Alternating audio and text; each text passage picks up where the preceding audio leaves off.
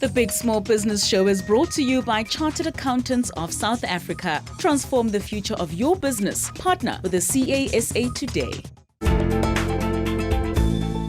Everywhere you go, MTN.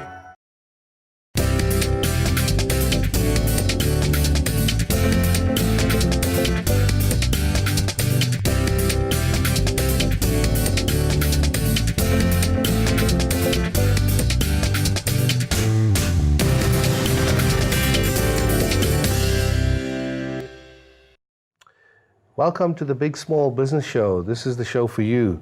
Whether you're a startup, you're struggling in business, or you're scaling business, or even thinking about business, hopefully you'll get some value from the show. Now, this is a second time in a row that the Beast is not here. The Beast is the guy, Alon, with a big beard.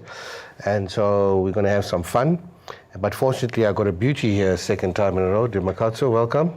Thank you very much for having me. And we are looking for a replacement for Mona Lisa, so we're going on a few blind dates and seeing how it works. And so this is part of that exercise. And in studio today is Marinda Van Zyl from Heatwave Story Agency. And she's involved in content marketing, whether it be video, audio, all kinds of audiovisual type of thing. Welcome, Marinda. Thank you. Thank you for having me. All right, so we're going to have a look now at what business is all about. Heatwave Story Agency is a content creation company making use of photography and videography as the company's primary mediums to create content for private and corporate clients. Founder of the company, Marinda Van Zyl, gives us the backstory behind why she started her business.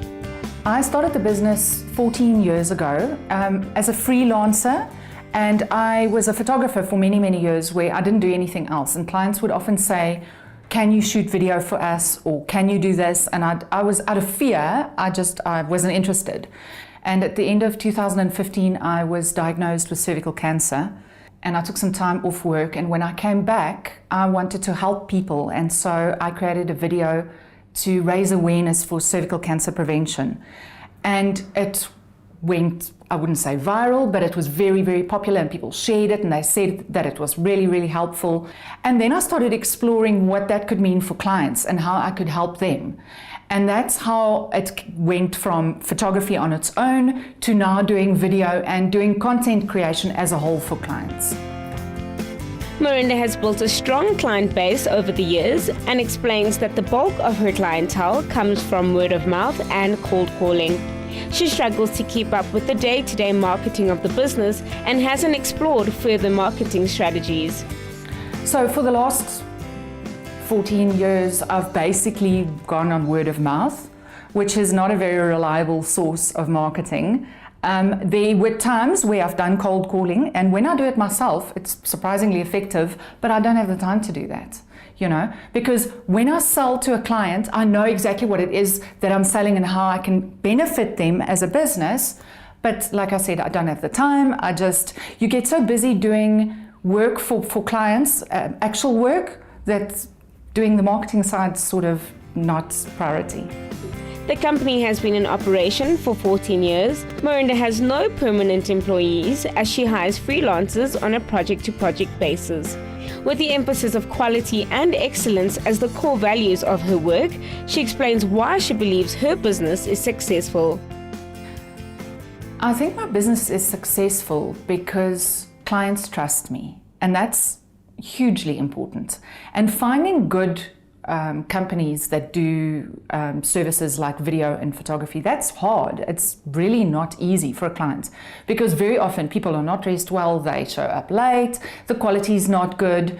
And so I have clients who I've been working with for the last 14 years, who I work with still on a regular basis. And so it's very much a trust issue.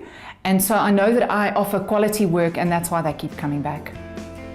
The company's biggest challenge is cash flow. Marinda needs assistance with marketing so she can target more corporate clients and retainer work, enabling her to gain steady and sustainable income. I think I need help on the marketing side more than anything else.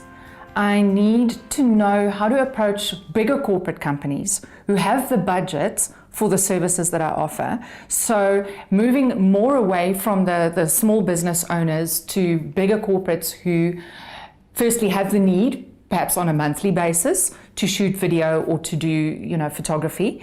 And also on the finance side, pricing properly. I'm pretty confident with my pricing, especially on the photography side, because that's what I've been doing for longest. But then pricing bigger projects to make it worth my while and also to make it worth the client's while. So as you heard, Marinda would like help with attracting bigger clients. That's correct. So you say that it's very difficult for you to go out and find clients and do the business development and yet still do the work. That's right. But I heard in the clip that you've got freelancers. So what aspect of the work are you actually doing? Which components are you involved in? At the moment, I still do a lot of the photography myself. I do some video myself and the actual day-to-day running of the business. And so let me ask you then, let's change it this way. What do you use the freelancers for? So I would book a freelancer to shoot video. And if I have the time, I'd edit the video, or I'd get them to shoot and edit. And I would do the brainstorming or the strategy behind the video with the client. Storyboarding and that Pretty type much, of thing. yes. Yeah. Okay. So that's where you're getting torn between the two sides. Yes. Is that the issue? I think it's my main issue. I think that's what inhibits growth for me, because I know that I need to grow and I want to grow and I want to be able to offer clients the full package. And at the moment I can do that, but it is tricky with freelancers because you have to see who's available, and I'm very, very particular about quality. So I don't just book anybody. Okay.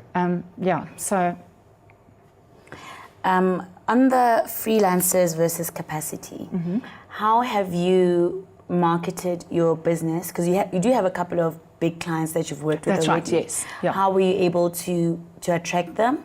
And did you use freelancers there as well? Honestly, most of them came through word of mouth. Okay. And because I've been in the business for 14 years, people know and people hear. And so the majority of my clients come from word of mouth. Okay, perfect. Yeah. And on your social media platforms, I see on Facebook it's Heatwave, but on Instagram, for example, and LinkedIn, it's almost a personal profile. It's your picture, and it's corporate content and your content. How are you positioning it? Are you positioning it as a business or a personal brand? No, definitely as a business. Okay. I feel on Instagram you can be a little bit more personal, although when you look at my Instagram timeline, it is the work that I've done. Okay. So yes, it might have my face, but it's definitely the work that I've done. And the reason that I use a photo of myself is because I feel it's a little bit more approachable. Yeah. Talking about approachable, we need to engage with the audience now. So it's time for a break. We'll be right back with more questions.